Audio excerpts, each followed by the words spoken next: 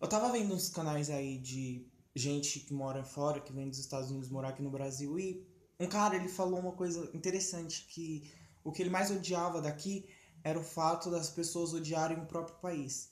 Isso é realmente algo que eu fiquei pensando assim, eu muitas vezes odiei aqui por causa de questão política, de educação, de saúde, de transporte, muita coisa assim que o próprio país em si não tem a ver. A gente, quando pensa que o Brasil tem coisas ruins, a gente esquece também das coisas boas, porque tem livro bom, tem música boa, tem filme bom, tem muita coisa boa assim. E é como se a gente tivesse uma mãe, o país fosse a nossa mãe, e a gente acabasse maltratando essa mãe. Mesmo essa mãe saindo 4 horas da manhã para ir trabalhar, passando o dia fora, cuidando dos filhos, a gente acaba maltratando ela. Porque o Brasil não é só política. O Brasil é muita coisa além disso. O Brasil é a gente também. A gente não é só brasileiro, a gente também é o Brasil. Então, eu não vejo a gente amando tanto o nosso país como a gente deveria, talvez. Mas eu não sei se isso é o propósito de não ter uma política boa, não ter serviços bons, mas talvez porque não foi estimulado há muito tempo.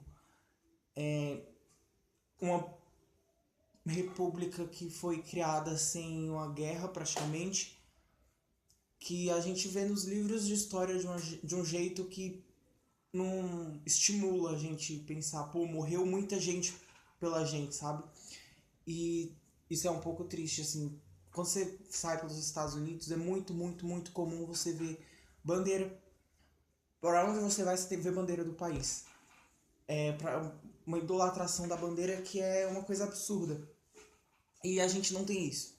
A gente vê que a gente ama o Brasil na época de Copa. Quando tem Copa, a gente vê bandeira pra tudo quanto é lado, vê camiseta do Brasil, que nem a camiseta do Brasil, a camiseta da CBF. Ou seja, a gente idolatra o futebol brasileiro e, enfim, não tem outra coisa. A gente não estimula os jovens a seguir carreiras que vão além de engenharia, medicina, essas coisas. A gente não tem música boa, assim, em quantidade muito grande. Mas a gente tem música boa, a gente tem filme, a gente tem livro. Claro, agora tá uma onda de livro de youtuber e isso é uma coisa que acaba, de certa forma, prejudicando. Claro, tem livros de youtubers que são muito bons, que vale a pena serem lidos. Alguns que eu até me interesso por ler, outros que não são tão bons, mas eu me interesso por ler porque eu sou simplesmente fã da pessoa, eu acompanho tudo. Mas se tiver um livro de uma youtuber que não tem nada dentro daquele livro, a não ser foto, página em branco e umas letras nada a ver. E um livro da Thalita Rebouças, por exemplo, provavelmente a pessoa não vai escolher o da Thalita Rebouças, que é uma escritora atual e que faz um trabalho muito bom. A gente tem pessoas que cantam músicas boas também. Só que as pessoas preferem ouvir Bumbum Granada do que ouvir Nando Reis, por exemplo. Que é uma voz bonita, tem letras bonitas, e que se você parar pra pensar, a gente só dá valor para aquilo que realmente não vai influenciar num futuro tão bom pra gente daqui a alguns anos. E isso é, de certa forma, bem triste. Eu acho que o Brasil não vai mudar enquanto a gente não mudar a nossa forma de pensar, a nossa forma de amar. Amar não as pessoas, porque a gente ama as pessoas de uma forma absurda, eu acho isso lindo, mas a forma da gente amar o próprio país, a forma da gente respeitar o próximo. Eu vi uma meio que uma pegadinha de um cara que ele é até árabe, se eu não me engano. Ele colocou um negócio de cachorro na capinha do celular e deitou e fingiu que não estava dormindo e deixou o celular lá. E o pessoal pegou o celular e saía correndo, só que levava choque. Achei muito bom. Ótimo. Vou tentar deixar os links dos vídeos que eu falei na descrição. E se isso acontecesse em outro país, seria bem pouco provável que as pessoas tentariam roubar ele. Tem um vídeo do.